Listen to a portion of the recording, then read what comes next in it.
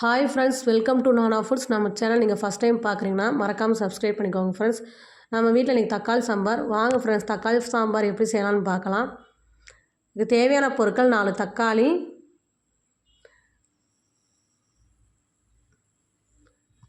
சின்ன வெங்காயம் தேவைக்கேற்ப,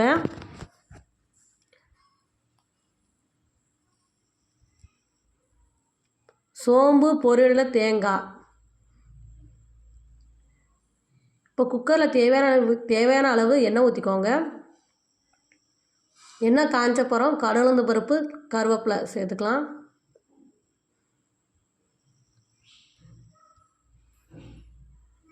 தேவையான அளவு சின்ன வெங்காயம் கோல்டன் ப்ரௌன் கலர் வரைக்கும் நல்லா வதக்கிக்கோங்க.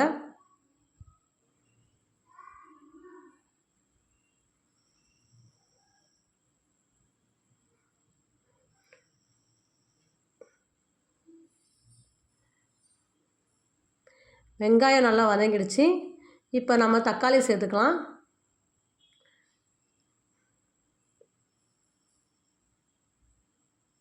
நறுக்கி வச்சுருக்க 4 தக்காளி சேர்த்துக்கலாம். வெங்காயம் தக்காளி வேகமாக வதங்கிறதுக்கு நம்ம உப்பு சேர்த்தோன்னா வெங்காய தக்காளி வேகமாக வதங்கிடும். வெங்காய தக்காளியத்தை நல்லா வதக்கிக்கோங்க.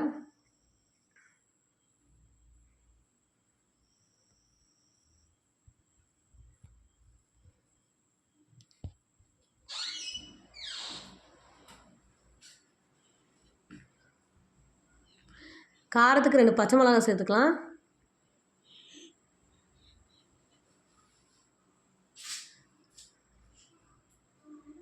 இப்போ தேவையான தண்ணி ஊற்றி ஒரு 5 நிமிஷம் தக்காளியை வேக வச்சுக்கலாம்.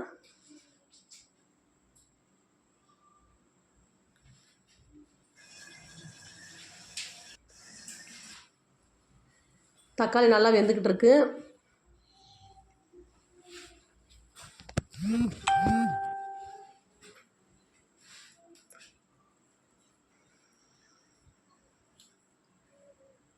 இப்போ ஒரு மத்து வச்சு நல்லா மசிச்சுக்கோங்க. இப்போ தான் தக்காளி நல்லா வதங்கினா தான் டேஸ்ட் நல்லாயிருக்கும் தக்காளி சாம்பார்.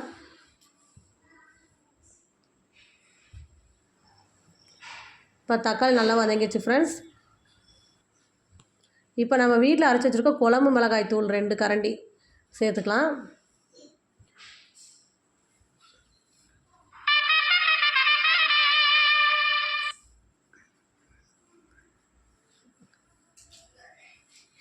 தேவையான அளவு வெங்காயம் தக்காளி நல்லா மிக்ஸ் பண்ணிக்கோங்க. மசாலாவோடு நல்லா மிக்ஸ் பண்ணிக்கோங்க. இப்போ தேவையான அளவு எண்ணெய் தண்ணி ஊற்றி நல்லா மிக்ஸ் பண்ணிக்கோங்க ஃப்ரெண்ட்ஸ்.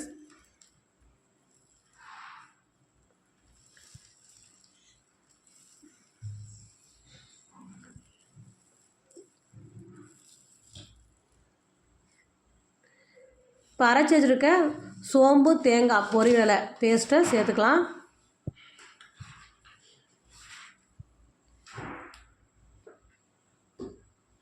இப்போ குழம்பு நல்லா கொதிக்கட்டும். பொரியலை சேர்த்தா தான் கிரேவி பதத்துக்கு வரும் குழம்பு.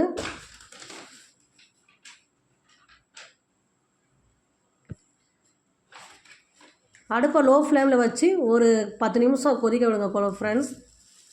உப்பு காரம்லாம் கரெக்டாக இருக்கான்னு பார்த்து லைட்டாக உப்பு சேர்த்துக்கோங்க. குழம்பு நல்லா கொதிக்கட்டும். வாங்க ஃப்ரெண்ட்ஸ், இப்போ பாருங்கள் குழம்பு நல்லா கிரேவி பதத்துக்கு வந்துடுச்சு.